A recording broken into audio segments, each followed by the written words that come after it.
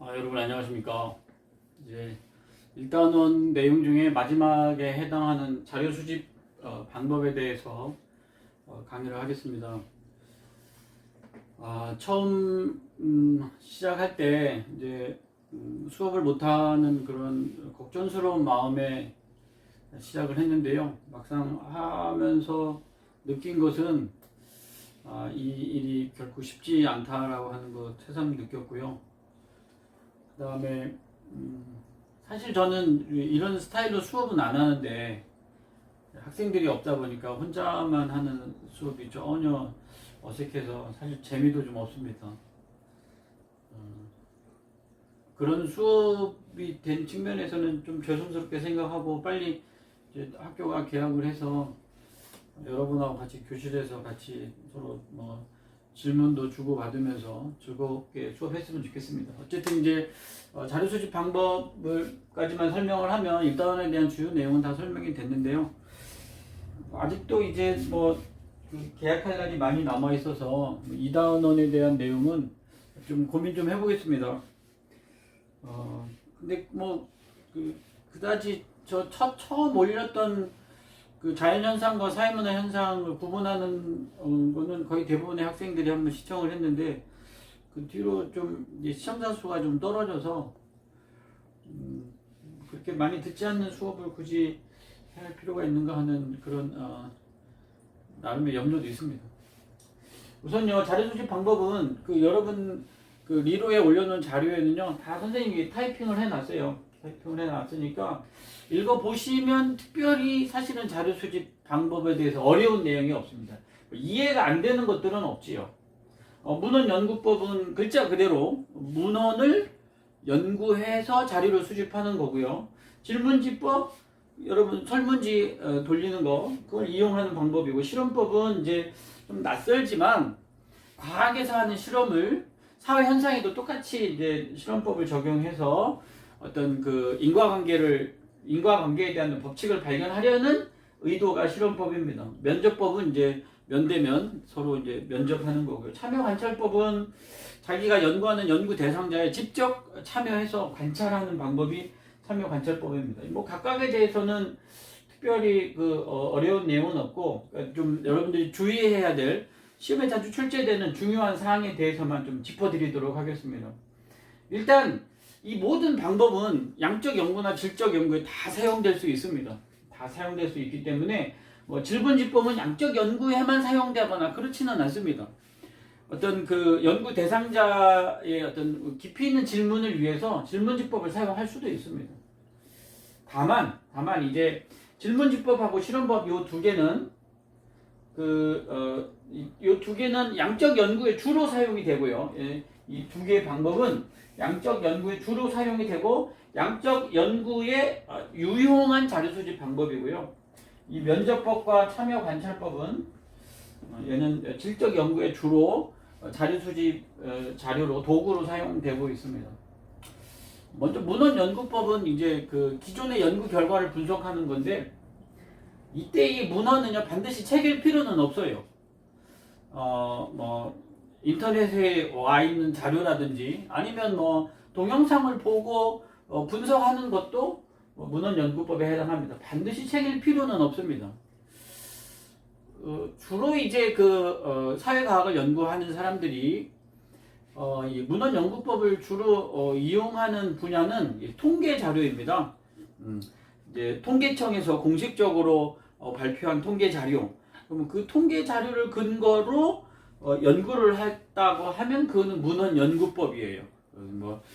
통계청에서 발행하는 책들이 있습니다. 통계 연감이라고 해가지고 해마다 우리나라의 통계 자료, 각종의 통계 자료를 책으로 이렇게 이제 출간을 하는데, 그런 자료를 보고 연구하는 방법은 문헌연구법입니다. 특별히 어려운 내용은 없습니다. 이 문헌연구법에서 장점과 단점을 몇 가지 좀 정리하자면, 문헌연구법의 장점은 시간이나 공간의 제약을 받지 않는다는 겁니다. 어려운 내용은 아니에요. 시간과 공간의 제약을 받지 않는다. 시간과 공간의 제약을 받지 않습니다. 예를 들면 우리가 조선시대 아니면 뭐 일제강점기의 농민의 생활을 연구하고 싶다라고 하면 우리가 일제강점기 시대로 다시 돌아갈 수 없지 않습니까? 그러면 이게 일제강점기 때 그 그때 당시를 연구한 연구 자료, 또 뭐 그때 당시에 뭐 사료들, 역사 자료라든지 사진들을 분석하면 결국 뭐 일제강점기의 농민들의 생활을 연구할 수 있습니다. 뭐 그런 점에서는 시간의 제약을 받지 않는다는 거죠. 과거로 갈 수 있기 때문에. 공간의 제약도 마찬가지입니다. 이제 뭐 아프리카 원주민에 대한 연구를 하고 싶다라고 하면 굳이 아프리카에 가지 않아도 되는 거죠. 아프리카와 관련된 아프리카에 있는 원주민과 관련된 자료를 분석하면 됩니다. 그런 점에서 시간과 공간의 제약을 받지 않는다라고 하는 점은 장점이에요. 단점도 있겠죠. 단점을 몇 가지 두자면 단점으로는 단점을 하기 전에 문헌연구법이 시간과 공간의 제약을 받지 않는다는 점에서는 장점이지만 이 5가지의 자료 수집 방법 가운데 시간과 공간의 제약을 가장 많이 받는 자료 수집 방법은 무엇일까요? 네, 참여 관찰법입니다. 참여 관찰법은 자기가 아프리카 원주민의 어떤 식습관을 연구하고 싶다라고 하면 거기에 가야 됩니다. 그리고 가서 식사 시간까지 기다려야 되겠죠. 또 자기가 원하는 현상이 나타날 때까지 기다려야 됩니다. 따라서 시간과 공간의 제약을 가장 많이 받는 자료 수집 방법은 참여 관찰법. 중요합니다.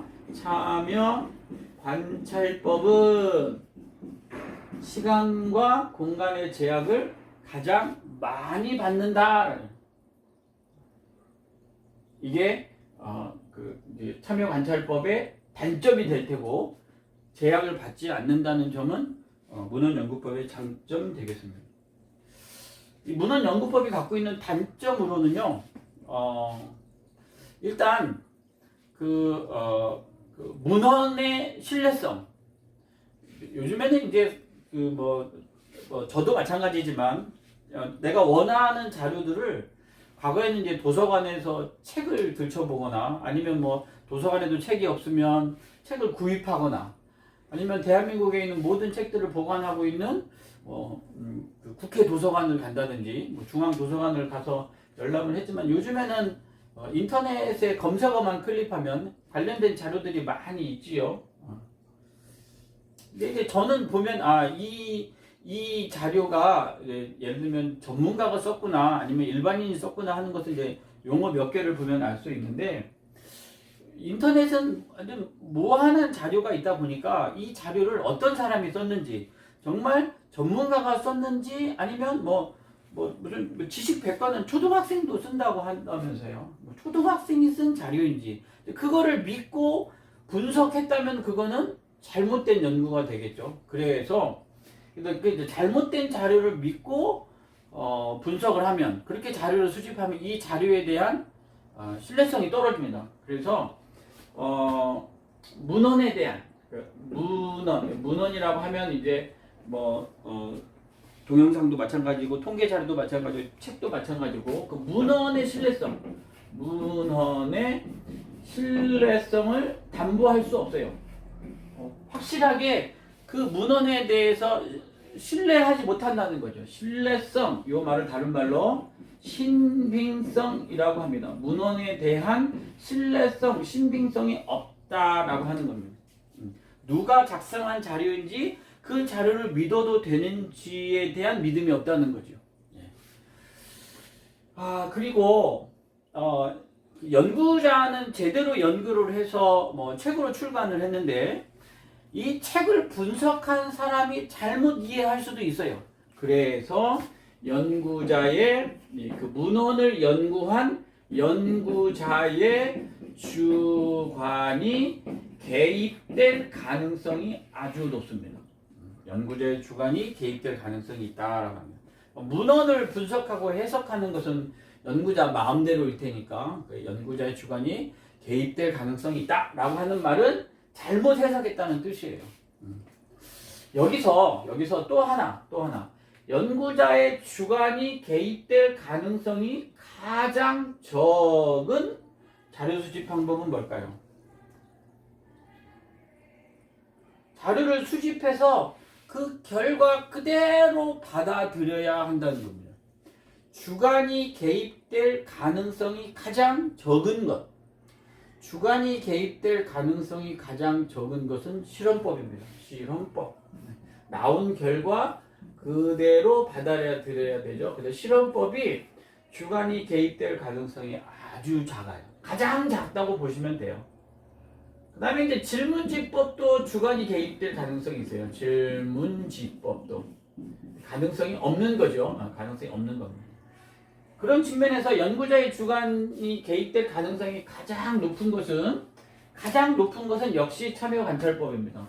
참여관찰법이 연구자의 주관이 개입될 가능성이 가장 높고 개입될 가능성이 가장 작은 것은 실험법입니다. 이것도 시험에 출제된 적이 있습니다. 문헌연구법의 특징을 하나 더 설명하면 문헌연구법은 2차 자료 수집에 적합한 자료 수집 방법이다라고 이야기를 해요. 여기서 2차 자료란 남이 만든 자료를 근거로 자료를 만드는 것을 2차 자료라고 그래요. 즉 다른 사람의 통계를 보고 자료를 만들었으면 그건 2차 자료예요. 그러니까 2차 자료 수집에 적합하다라고 하는 이 말은 결국 문헌연구법을 통해서 자료를 수집하는 것은 2차 자료예요. 왜냐하면 남의 자료를 근거로 1차 자료를 근거로 자료를 수집했으니까 결국 그것은 2차 자료입니다. 결국 이제 2차 자료에 대한 개념은 남이 만든 자료를 근거로 해서 만든 자료는 2차 자료예요. 그러면 1차 자료는 뭐냐? 그럼 이제 여기다 이렇게 쓸게요.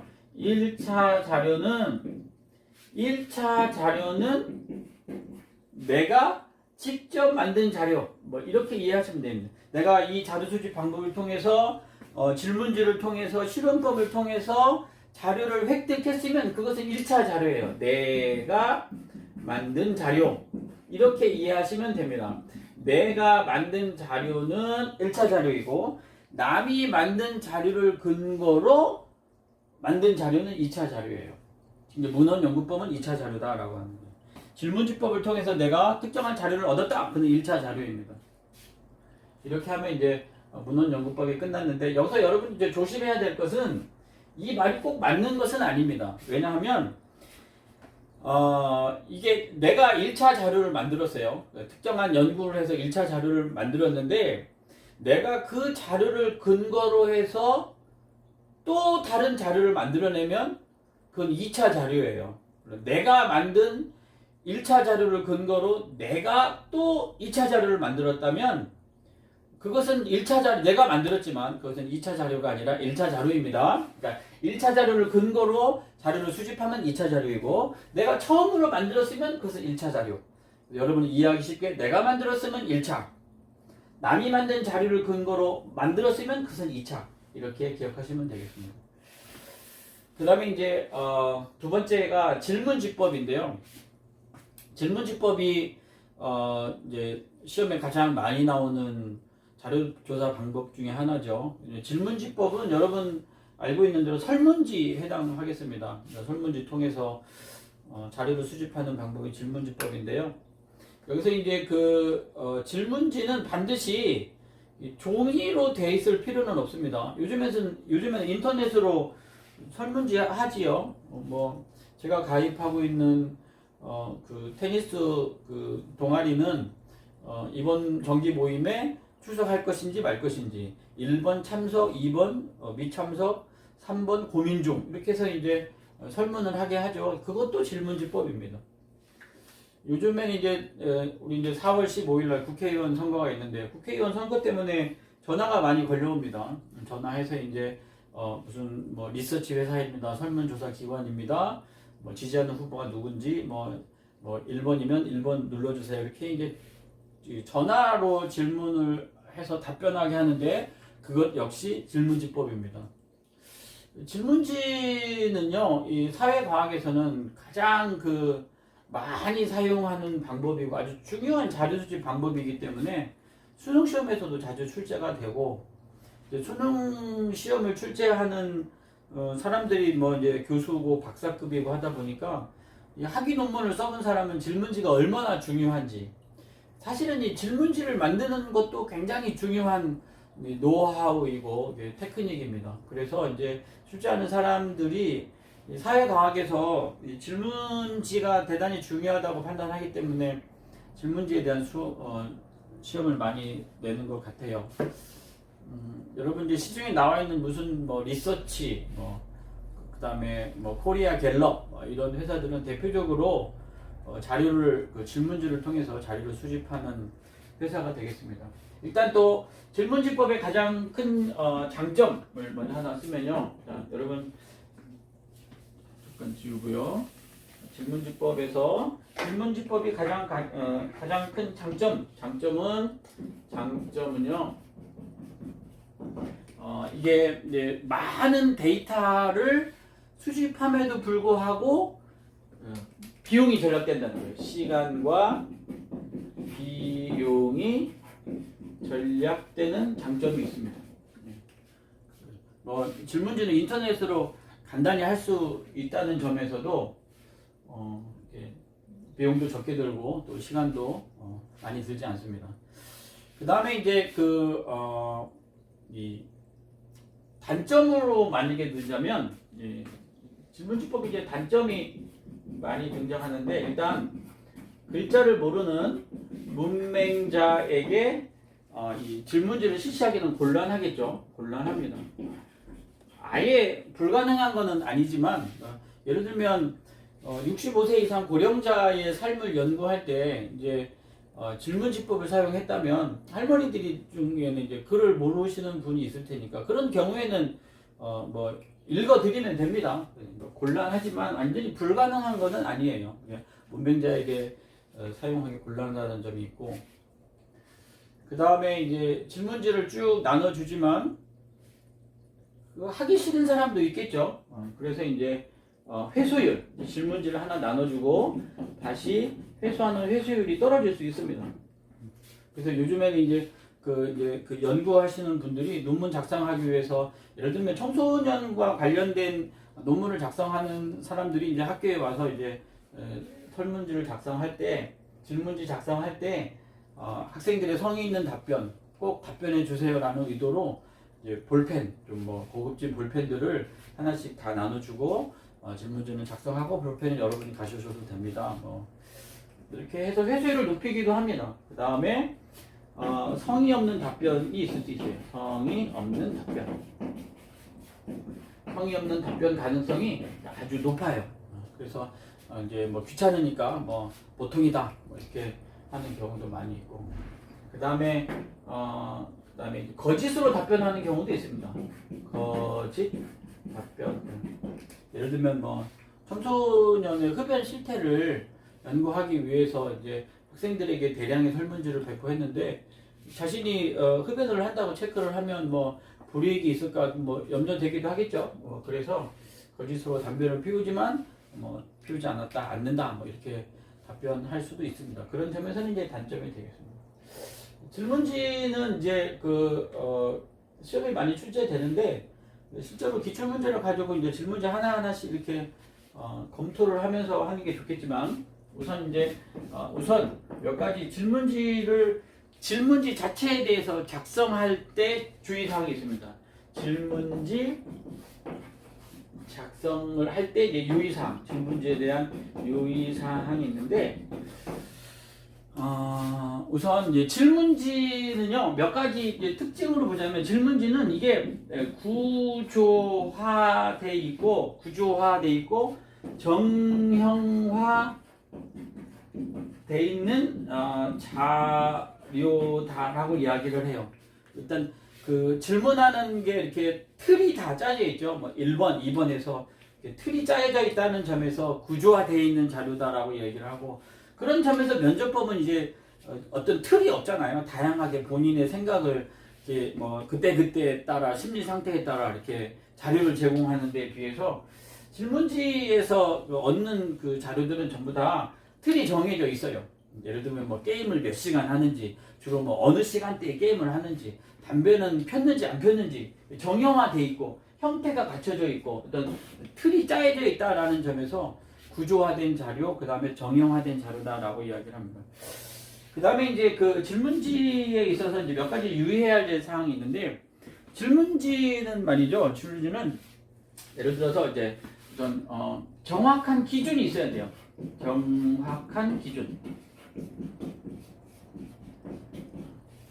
학생들이 어떤 그 온라인 게임 실태를 조사하려고 그래요. 그런데 이제 귀하는 평균 몇 시간씩 게임을 하십니까? 라고 물어봤을 때 그 정확한 기준이 없지요. 뭐 일주일에 몇 시간 하는 건지, 뭐 하루에 몇 시간 하는 건지를 알 수 없기 때문에 정확한 기준이 있어야 돼요. 뭐 하루에 몇 시간을 한다든지 아니면 일주일에 몇 시간을 하는지 기준을 정해줘야 됩니다. 정확한 기준이 있어야 되고, 그 다음에 또 배타적이어다라고 그래요. 배타적이어야 합니다. 네, 질문지 자체가 배타적이어야 돼요. 배타적이어야 한다라고 하는 말은요. 그 이제 질문을 하면 이제 그 대상자들이 이렇게 답변을 하지 않습니까? 근데 답변을 하는데 서로 이게 중복되면 안 돼요. 답변이 중복되면 안 됩니다.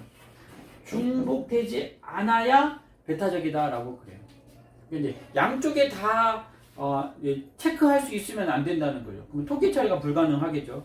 뭐 귀하는 일주일에 게임을 몇 시간 합니까? 그러면 이제 뭐 1시간에서 2시간, 2시간에서 3시간 이렇게 뭐 1번 1시간에서 2시간, 2번 2시간에서 3시간 이렇게 돼 있으면, 그러면 나는 평소 2시간을 하면 1시간에서 2시간인지 아니면 2시간에서 3시간에 체크해야 되는지 어디에다 체크할 수 없겠죠. 그런 점에서 배타적이어야 합니다. 중복되면 안 된다는 뜻입니다. 그 다음에 포괄적이어야 된다고도 얘기합니다. 포괄적. 이 용어는 실제로 출제된 용어이기 때문에 정확하게 알고 계셔야 됩니다. 포괄적이다라고 하는 것은 모든 경우에서 모두 포함시켜야 된다라고 이렇게 적어두시면 이해하기 쉬울 것입니다. 모두 포함되어야 된다. 귀하의 연령은 귀하 연령을 이렇게 귀하 연령은 이렇게 물음표를 해놓으면 1번 10대, 2번 20대, 3번 30대, 4번 40대, 5번 50대, 60대는 대답할 방법이 없겠죠. 그런데 이 질문지법에서 이제 유의사항 가운데 마지막으로는요, 세 번째는요, 그 조사 대상, 이거를 표본이라고 하는 거거든요. 이 표본의 대표성을 확보하는 게 사실은 질문지에 있어서 가장 중요한 유의사항 중에 하나입니다. 조사 대상. 이 조사 대상을 표본이라고 해요. 표본. 조사 대상의 대표성입니다. 조사 대상의 대표성이라고 합니다. 뭐 예를 들면 전국 고등학생들의 여가 활동에 대해서 이제 자료를 수집하려고 하는데, 이 조사 대상, 뭐 전체를 다 조사하면 이제 그걸 전수조사라고 하고, 그 일부를 뽑아서 조사하는 것을 이제 그 표본조사라고 하는데, 이게 뽑은 대상자들을 표본이라고 하는데요. 이게 전국에 있는 고등학생들을 다 예를 질문지법으로 하기에는 좀 어려움이 많겠죠. 그래서 이제 이렇게 표본을 추출을 해야 되는데, 이 표본 추출이 참 어렵습니다. 왜냐하면 이제 전국에 있는 고등학생들의 여가 활동을 조사하기 위해서 서울에 있는 학생들, 수도권에 있는 학생들을 조사하면 정확한 자료가 아니겠죠. 그리고 이제 농촌 지역에 있는 학생들도 같이 이제 조사를 해야 되는데, 그러면 농촌 100명, 도시 100명 또 그렇게 해서도 안 됩니다.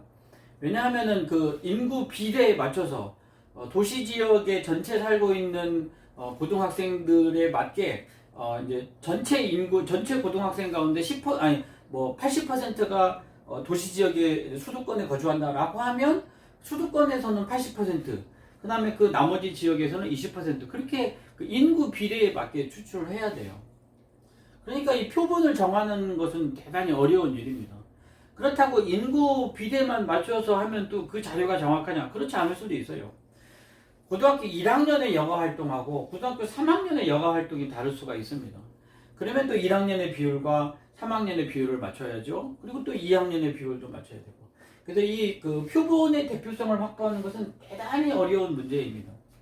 따라서 수능 시험에서 있잖아요. 이게 질문지법을 통해서 자료를 수집했는데 이 자료가 이 조사 대상의 대표성을 확보했다라고 하려면 어마어마하게 많은 서술이 필요합니다. 어디서 몇 명, 어디서 몇 명, 뭐 이렇게 뭐 남녀 비율도 짜져야 되고 너무나 많기 때문에 이제까지 나온 기출문제 가운데 자료 수집 방법이 조사 대상의 대표성을 확보하였다라고 하는 기출문제는 아직까지 제가 본 적이 없습니다. 그래서 선지 가운데 대표성을 확보했다라고 하는 말은 다 오답이에요. 때문에 그렇게 정답을 푸는 데는 특별히 고민하시지 않아도 됩니다. 혹시 제가 못 본 기출문제가 있을 수도 있으니까 혹시 대표성을 확보했다라고 하는 선지가 정답인 문제가 있으면 저한테 꼭 제보해 주시기 바랍니다. 저는 아직까지 본 적이 없습니다. 여러분 표본의 대표성과 관련해서 굉장히 유명한 일화 있습니다. 여러분 갤럽이라고 하는 그 회사를 아십니까? 미국에 본부가 있는 회사인데 전 세계에 갤럽이라고 하는 회사가 있습니다. 이게 바로 이제 설문조사 여론조사 기관인데요. 갤럽은 사람 이름입니다. 1934년에 미국에서 이제 대통령 선거가 있었는데 34년이면 굉장히 이제 오래 전이죠. 그때 당시에 이제 공화당 후보는 앨런이었고, 그다음에 민주당 후보는 루즈벨트 후보였습니다. 그때 이제 여론조사 기관에서 전화를 통해 가지고 여론을 조사했더니 공화당 후보인 앨런이 선호도가 더 높아서 앨런이 당선될 것이라고 예측을 했습니다. 근데 그때 당시에 이제 대학생인 갤럽이라고 하는 사람은 이제 대학생이니까 돈이 없겠죠. 그래서 이제 친구들하고 같이 자전거를 타고 다녔다고 그래요. 자전거를 타고 다니면서 일일이 발로 뛰면서 조사를 했는데 결국 결과적으로 대다수의 여론조사 기관은 공화당 후보가 당선될 것으로 예측을 했지만 유일하게 민주당 루즈벨트 후보가 당선될 것이라고 예측한 사람은 갤럽 한 사람뿐이었습니다. 그래서 이제 갤럽이 이후에 이제 여론조사 기관을 만들어서 이제 갤럽이라는 이름을 붙였는데 지금 현재 우리나라도 이제 저도 지금 집에서 가끔 전화를 받지만 지금 이 전화로 하는 방식이 조금 이게 대표성이 결여될 수도 있습니다. 왜냐하면 요즘에는요 집집마다 전화가 없습니다.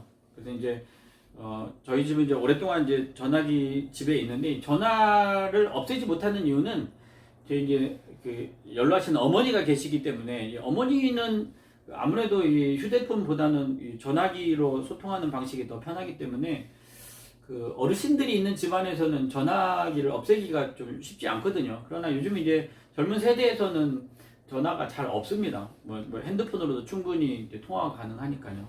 그래서 전화로 여론조사를 하면 주로 나이 든 노년층의 여론을 대변할 수밖에 없어요. 그런 점에서 표본의 대표성을 확보하는 게 질문지법에서는 가장 어려운 일이기도 합니다. 여러분이 여기서 몇 가지 용어 하나만 좀 정리하면 여기다 쓰겠습니다. 여러분 이제 제가 전국에 있는 고등학생의 여가 활동을 조사한다고 하면 이때 연구 대상은 흰색으로 했습니다. 연구 대상은 전국에 있는 고등학생입니다. 연구 대상은